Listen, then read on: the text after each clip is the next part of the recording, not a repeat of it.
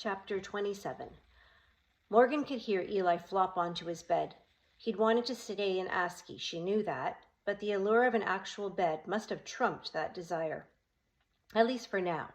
Truth be told, in the end, Morgan hadn't wanted to leave either, but at the same time, she knew they would go back, and so she enjoyed flopping onto her bed too. It felt like a luxury, not unlike the time they'd had the pemmican early in their journey, or wapos, rabbit, near the end of it. Sleeping on the ground in their hut was like jerky and broth. Sleeping on a bed was like freshly caught wapos. It was just before 6 o'clock in the morning, which meant she didn't have to get up for a little under an hour. James usually woke up at 6:45. Neither she nor Eli had slept last night in the North Country. Any amount of rest would do. She closed her eyes. At first, her mind flooded with memories of her time on Askey. The images came to her one after the other and were like a lullaby. Even the bad memories, like the wolf dragging Eli out of the hut, presented themselves as steps on a journey that had led them to saving Missawa and all of Askey. Well, okay, Ochek had done the main saving, but she and Eli had played their parts as well, and that was something. She had the tobacco tie in her left palm as proof of their involvement and of their importance. Eventually, as the blue glow of the early morning rested over Morgan's body, those images, those memories gave way to a rhythm, like a beat of a drum. Thump, thump, thump. Morgan's ear was pressed against the pillow, and she realized it was her heartbeat, not pounding out of her chest, not jackhammering from fear, beating calmly and methodically. She focused on the rhythm, and as she did, another scene played in her mind of its own accord. Morgan was walking through a field of deep, untouched snow in the middle of the night. In the middle of nowhere, out on the land, the night was the blackest black. It was all around her, in all directions except ahead. There a square of light shone, and she was walking towards it, lifting her knees up over the surface of the snow, stepping forward over and over again. Each time she pressed her foot into the snow, a crunching sound rang out through the otherwise quiet space. The crunching sound, no matter how fast she tried to walk, was always in time with the rhythm of the drum and with the beat of her heart. Thump, thump, thump. As she came closer to the square of light, Morgan became aware that it was a window at the center of a small house.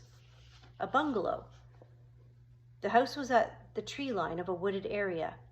Soon the gentle light stretched towards her over the snow like a path, and she followed it all the way to the window. She could see a bedroom through the window.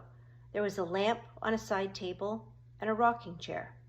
A woman was sitting in the rocking chair and using the chair as intended, rocking back and forth with a child in her arms. A young girl, no older than 3. Morgan reached forward as though she could touch them from outside the window, standing knee-deep in the snow. Her fingertips pressed against the cold glass, and she was inside the room. The crunching gave way to her actual heartbeat. Thump, thump. She was in the middle of the room, facing the rocking chair. Her mother was in the chair. Her mother's arms were empty, and her mother was crying and whispering, "Kiskisit otaso. Kiskisit otaso." "I haven't," Morgan whispered. "I haven't forgotten myself." Her mother gasped. She'd been looking towards the door, but now looked away from it, looked up to Morgan. She stood, and Morgan and her mother were face to face. "I did, maybe," Morgan said, "but I found myself again." Her mother whispered, "My girl." Her tears were streaming down her cheek and curling over her lips. "I love you too," Morgan said. She tasted salt water against her tongue. Her tears mirrored her mother's, as if somehow they were on the same path, if only right now. Her mother reached towards Morgan, and Morgan did the same. As soon as their fingertips touched, Morgan felt the same pull she'd felt the first time she'd arrived in the North Country. She felt the pull, and then she was pulled away, as though in a vehicle going at light speed. She woke up in her bed, her arm outstretched towards the bedroom window, the tobacco tie clutched in her hand. When Morgan arrived at the breakfast table after taking her time getting ready for the day, she found James, Katie, and Eli already there. Their plates were in front of them, but untouched. They were waiting for her. James had prepared a meal exactly like the one he'd made yesterday, over a week ago to Morgan, and even longer for Eli, but the food had not been constructed into faces. "You look tired," Katie said. "Yeah." Morgan sat down, ready to dig into her food. As soon as she sat down, Eli started in on his meal. Morgan couldn't help but notice the look of relief on the faces of Katie and James. "Were you guys up all night?" James asked. "Eli looks just about as rough." Yeah, we were hanging out," Morgan said. Her eyes met those of a smiling Eli. "That's awesome you two are getting along," Katie said. He's growing on me." Morgan started to eat. Within seconds, she was half finished. She hadn't noticed how hungry she was until a pile of bacon, eggs, and hash browns was in front of her. "Morgan, breathe," James laughed. And Eli was shoveling food into his mouth just as quickly. She couldn't help but imagine the animal beings in Mississauga right then, how they'd be able to have a big meal now. Their meat racks would be full, just like their bellies. They'd have fat under the fur, not just skin and bones. By now it had been over an hour since they'd left. That means Mississauga had been without her and Eli for at least a week. She couldn't wait to see how different things would be when she got back. The day was going to pass slowly. It would be agonizing. By the time Katie and James were asleep, it would be almost 15 hours from now. Months in Mississauga. "Hey, you wore your moccasins," Katie said.